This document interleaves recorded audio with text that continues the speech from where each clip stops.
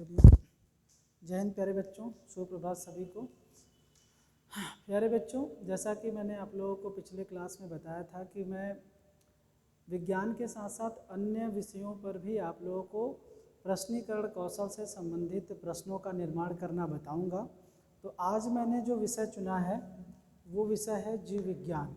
क्योंकि प्यारे बच्चों, विज्ञान टीचिंग अलग होती है जिसमें आप लोग रसायन विज्ञान और भौतिक विज्ञान से संबंधित टॉपिक चुनते हैं या प्रकरण चुनते हैं और उससे संबंधित प्रश्नों का निर्माण करके टीचिंग करते हैं। लेकिन जीव विज्ञान में जो है, जो बायो से पढ़ते हैं उनके लिए होता है। ठीक है, तो अब यहाँ पर पाठ योजना 2 ही है, विषय सिर्फ चेंज किया हमने, जीव विज्ञान रखा हुआ है। और इसमें जो प्रकरण है वो प्रकरण का नाम है आपका जीव जगत।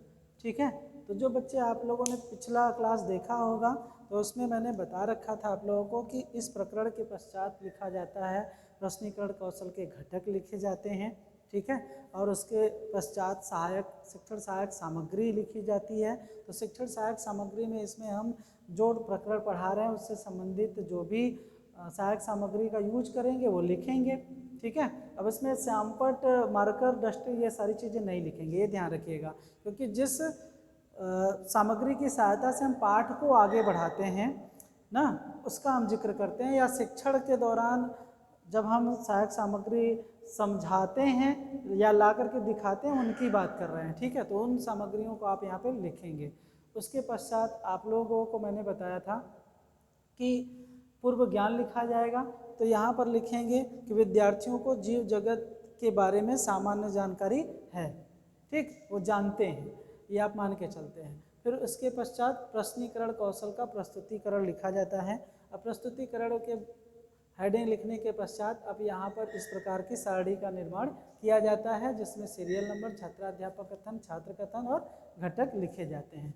ठीक है, अब जो यहाँ पर पहला प्रश्न हमने निर्माण किया हुआ है, हमने पूछ लिया है कि जीव जंतु कहाँ रहते हैं। ठीक है, तो बच्चे क्या बताएंगे कि जीव जंतु जो रहते हैं वो पृथ्वी पर रहते हैं। ठीक बात।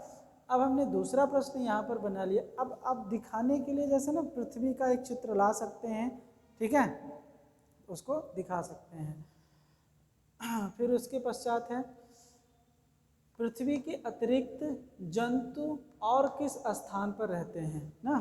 तो पृथ्वी के अतिरिक्त जंतु और किस स्थान पर रहते हैं, तो जल में निवास करते हैं। ठीक है, अब हमने पूछ लिया यहाँ से कि तीसरा जो प्रश्न बनाया। अब देखिए, हमने जो प्रश्न की विशेषताएं बताई थी, हमने प्रश्न में बहुत सारी चीज़ें सम्मिलित नहीं करना है, हमने सिर्फ जो एक चीज़ों को सम्मिलित किया है, जंतु किस स्थान पर रहते हैं ना। ठीक बात, तो जंतु आकाश में नहीं रहेंगे, ये ध्यान रखिएगा ना। तो जंतु कहाँ रहेंगे, जल में रह सकते हैं या पृथ्वी पे, तो हमने बात कर ही लिया। तो इसलिए हमने इस बारीकी को ध्यान में रखा कि यहाँ पे हमने नाम जोड़ दिया जंतु ना। नहीं तो आप लोग क्या बताते, आप लोग या बच्चे जो है वो रिप्लाई ये भी कर देते या कहते भी हैं कि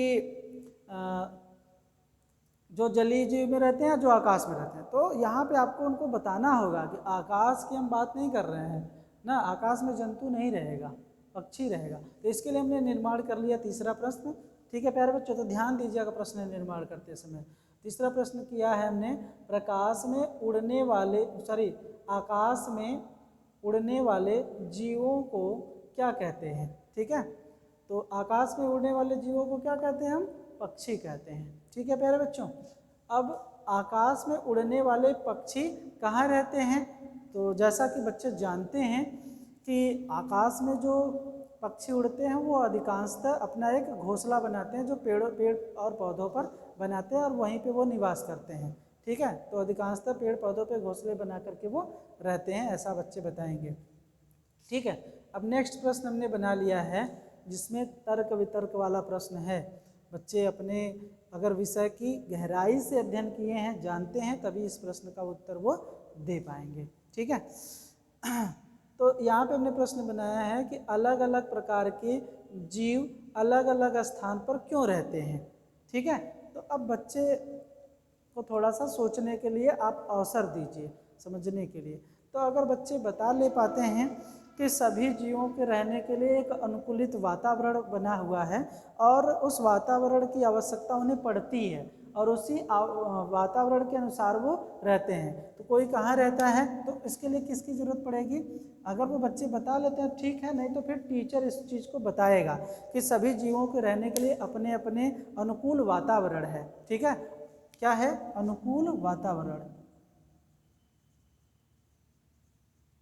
और उसी अनुकूल वातावरण के अनुसार जीव कहाँ रहते हैं? भूमि पे रहते हैं, ठीक है, जल में रहते हैं और आकाश में कह सकते हैं या फिर वायु में कह सकते हैं। ठीक है, वहाँ पर वो रहते हैं। तो इस प्रकार से अगर बच्चे बता पाते हैं तो ठीक है, आप उनको मोटिवेट कर सकते हैं बीच बीच में कि और क्या होगा ना, ठीक है, अच्छा बता रहे हो और प्रयास करो। तो इस प्रकार से अगर उत्तर आपको मिल जा रहा है तो ठीक है, अन्यथा टीचर यहाँ पर संभावित उत्तर उसको बताएगा। ठीक है प्यारे बच्चों, तो इस तरीके से आप यहाँ पर करेगा। ठीक, अब यहाँ पर मैं और भी प्रश्नों का निर्माण कर लेता हूँ, कम से कम आपके 8-9 प्रश्न होने चाहिए। मैं यहाँ पर और भी प्रश्नों का निर्माण करके आपसे प्रश्नीकरण कर देता हूँ, बता देता हूँ कि जीव विज्ञान से संबंधित ये प्रश्न है और इसका अधिकांशतः जो उत्तर क्या निकलेगा। ठीक है प्यारे बच्चों, ताकि आपको बनाने में आसानी होगा, आप आसानी पूर्वक इसको बना सकते हो। ठीक ठीक है प्यारे बच्चों, तो यहाँ पे जैसा कि आप लोगों को दिख रहा होगा, नेक्स्ट प्रश्न हमने बनाया है कि आप श्वास कैसे लेते हैं, ये मनुष्यों के लिए है। तो अब बच्चे बताएंगे, जैसे हम बच्चों से ही संबोधन करेंगे कि आप बताइए कि आप सांस कहाँ से लेते हैं। तो बच्चे बताएंगे कि हम सांस नाक से लेते हैं। ठीक है, श्वास में कौन सी गैस अंदर खींचते हैं? तो बच्चे बताएंगे ना कि ऑक्सीजन गैस हम अंदर खींचते हैं। ठीक, पेड़ पौधों को श्वसन में कौन सी गैस की आवश्यकता होती है? तो पेड़ पौधों को श्वसन करने के लिए लगभग कक्षा 6 में ही बताया जाता है कि प्यारे बच्चों हम क्या करते हैं, ऑक्सीजन लेते हैं और पेड़ पौधे क्या लेते हैं, कार्बन डाइऑक्साइड लेते हैं। तो बच्चे यहाँ पे बता लेंगे कि कार्बन डाइऑक्साइड लेते हैं। ठीक है, अब जैसे हम यहाँ पे ये भी पूछ सकते हैं कि हमें पेड़ पौधों से क्या प्राप्त होता है, तो वो बताएंगे क्या प्राप्त होता है। अगर वो ऐसा पूछ लेंगे तो वो बता देंगे कि फल फूल, ऐसा बहुत सारी चीज़ें ना। तो ऐसा नहीं, लेकिन फिर भी इतना मेरे ख्याल से प्रश्न सफिशिएंट है, जो कि आपको 6 से लेकर के 10 मिनट, आप यहाँ पर और भी प्रश्नों का निर्माण कर सकते हैं 6 से लेकर के 10 मिनट के लिए। तो इतना सफिशिएंट प्रश्न है, आप इस तरीके से प्रश्न बना करके पूछ सकते हैं। ठीक है प्यारे बच्चों, तो अब यहाँ पर मान लीजिए ये पूरी सारणी आपकी कंप्लीट हो जाती है। इस तरीके से आप इसको क्या करेंगे, पूरी बॉक्स कंप्लीट कर देंगे। फिर उसके पश्चात आपको हेडिंग देना पड़ेगा यहाँ पर कि प्रश्नीकरण, इससे लिख देते हैं प्रश्नीकरण कौशल के घटक एवं निरीक्षण तालिका। ठीक है, तो इस तरीके से फिर हम क्या करेंगे, निरीक्षण तालिका का निर्माण करेंगे। कर लेते हैं यहीं पे। तो यहाँ पर जब कॉलम बनेगा प्यारे बच्चों इस तरीके से, ये हो गया सीरियल नंबर या फिर क्रमांक, हम इसको बोलते हैं, क्रमांक हो जाएगा। ठीक है, और यहाँ पर हो जाएगा प्रश्नीकरण कौशल के घटक, और यहीं पे लिखेंगे रेटिंग स्केल। रेटिंग स्केल लिखा जाएगा। रेटिंग स्केल में मैंने 3 कॉलम बना लिया। एक तो हमने बोला न्यूनतम, दूसरा बोला औसतम, औसत, और तीसरा है अधिकतम। हम न्यूनतम में 0 और 1 को रखते हैं, औसतम में 2, 3, 4 को रखते हैं, और यहाँ पर 5 और 6 को रखते हैं। ये सारे घटक हम इस तरीके से क्रमांक वाइज लिख लेते हैं।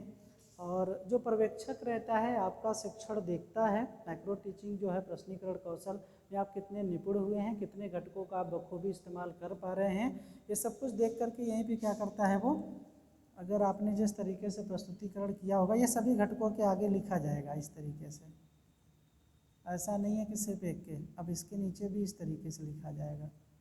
ये सभी के सामने आप इस तरीके से लिखेंगे तो उस तरीके का, जिस तरीके का आपका शिक्षण रहेगा, प्रश्न का प्रस्तुतिकरण रहेगा, उसको टीचर क्या करेगा, यहीं पे देख करके सर्कल लगाएगा। जिस स्तर का रहेगा उस तरीके से सर्कल लगा देता है। ठीक है, तो 8 घटक बताए गए हैं। इन 8 घटकों को आपको क्या करना है, लिखना है। जब ये सारणी कंप्लीट हो जाती है तो इसी के नीचे लिखा जाता है समालोचना। ठीक है, समालोचना के लिए टीचर ही करेगा समालोचना। आप यहाँ पे जगह छोड़ दीजिए थोड़ा सा, वहाँ पे कॉपी वेब के लिखी जाती है समालोचना, और इसके ठीक सामने लिखा जाता है पर्यवेक्षक हस्ताक्षर। ठीक है, यहाँ पर टीचर जो रहेगा वो अपना साइन करेगा। तो ये इस तरीके से जाकर के प्रश्नीकरण कौशल का प्रस्तुतिकरण आपका होता है प्यारे बच्चों।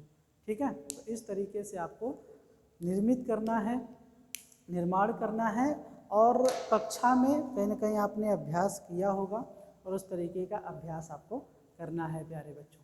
ठीक है, तो आप प्रश्न जो है मैंने पहले ही बता रखा था कि निम्न स्तरीय, मध्य स्तरीय और उच्च स्तरीय के आधार पर प्रश्नों का निर्माण आप करेंगे, और करते समय ये सारी बातें ध्यान में रखेंगे कि प्रश्न जो हों वो बहुत ज़्यादा लंबे ना हों, व्याकरण के दृष्टिकोण से शुद्ध हों, और प्रश्न जो हैं वो उनको उत्तर देने के लिए अवसर दीजिए, थोड़ा सा समय दीजिए, सोच विचार करके दिए, और उसमें सोचने विचारने लायक प्रश्न का भी निर्माण आप करें। ये बहुत सारी बातें मैंने पिछले क्लास में बता रखा है। तो इस तरीके से प्यारे बच्चों ये पूरा का पूरा सारणी आपका बनेगा प्रश्नीकरण कौशल का। ठीक है, आई होप आप लोगों को समझ में आया होगा। और जहाँ पर आपको कुछ डाउट होता है तो आप लोग क्या कर सकते हैं, आप लोग पूछ सकते हैं, वहाँ पर आकर के कमेंट भी आप लोग दे सकते हैं कि किस तरीके से यहाँ पर हमको डाउट है, या ये प्रश्न जो बना हुआ है हमको समझ में नहीं आया, तो उस तरीके से आप लोगों को समाधान किया जाएगा। ठीक है, तो जो भी समस्याएं हैं आप पूछ भी सकते हैं। अब आप लोगों को मैं गणित विषय का प्रश्नीकरण बताऊंगा, और गृह विज्ञान विषय का प्रश्नीकरण आप लोगों के सामने रखूंगा, और जो एक अर्थशास्त्र विषय का भी आप लोगों को बता दूंगा। ठीक है, तो कुछ महत्वपूर्ण विषय हैं, और उन विषयों में जो प्रकरण है या कह सकते हैं टॉपिक को लेकर के आपके सामने मैं उन विषयों का प्रस्तुतिकरण दूंगा। ठीक है, धन्यवाद।